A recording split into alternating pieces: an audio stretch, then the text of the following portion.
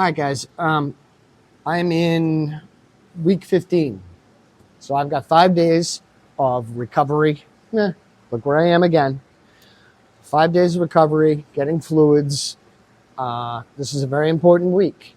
My numbers, remember I told you blood work decides everything. My numbers decide everything. Right now, they are where they're supposed to be, in the dumps. Most importantly, the three things they look at are hemoglobin, white blood cell, platelets. And my platelets are junk. Again, they're 32. They're supposed to be 140 to 400. So 32, bad. But I had that shot, which should kick in through this week. My platelets should go up. We want all my numbers to be where they have to be. I only have to be here Monday, Wednesday, Friday. That was the determination my doc and I and Jen made this morning. Monday, Wednesday, Friday. But I want everything to go well, and I want my numbers to be where they are, and I really want to watch it every single day. So I'm actually coming in tomorrow, just for the blood work and fluids. Once again, that's all I can get. But I want everything firing on all cylinders because I want my last treatment of 5 days of chemo to start on the 30th, which is next Monday. So this is, I feel like if I was running the Daytona 500 and I was a race car, my spoiler has flown off. I'm running on bald tires, and I'm on lap 488. I'm not there yet, and I'm not looking like that shiny race car that started the race, but I'm still in the race, and I'm still going to win. But I'm looking a little tattered. I've hit the sidewall a couple of times with some lousy days. Is this car analogy working for you, Jen? I like it. That's great. All right. I just thought of it because that's how I feel. A little beaten up, but I'm still going, and I'm still in the running. Let's say I'm in the top 3. So what's going on with your arm? Yeah, the side effects are side effects. It's called mild thrombosis.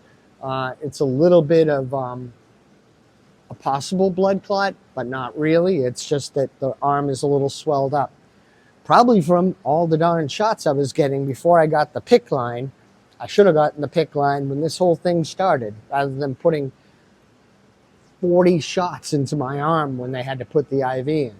So hindsight being 2020, should have done the PICC line. Had I watched this video with someone who would come before me, I wouldn't have been afraid of the PICC line, and I would have done it.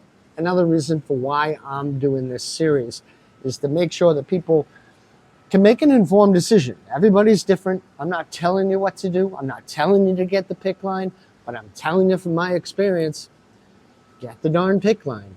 This isn't serious.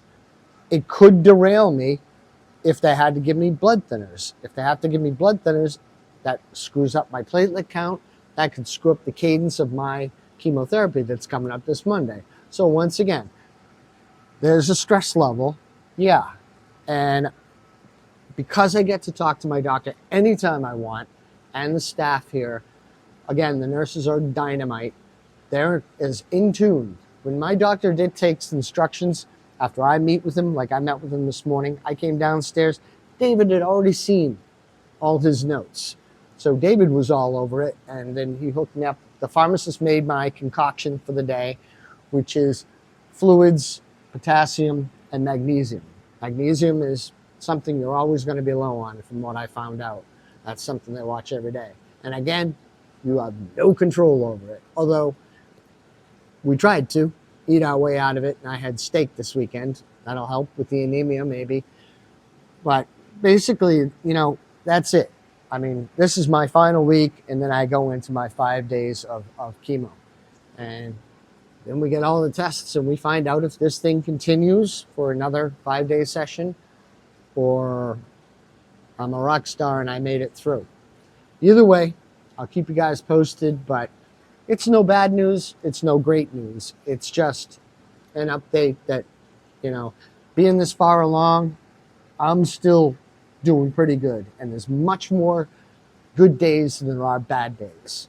And that's so true because I didn't even bring this up, or wasn't going to bring it up, because it's just par for the course. a symptom that doesn't go too far. You know, worst case scenario, blood thinners, stops the chemo. That's not it. It's monitor it, go through it, some minor antibiotics just in case there's an infection, but nothing that slows down the chemo that's coming this Monday. So I'm not going to call it bad news. I'm going to call it just another symptom of the process, and that's the way it is. And really, if you can keep it here instead of this, or even this, you can just stay here like I have, this is where you're all going to fall, right in the middle. Ups and downs, but right in the middle, and that's where you're going to be. So you made it this far through the videos, you know that that's how it's going to go. All right. Be good. Salty out.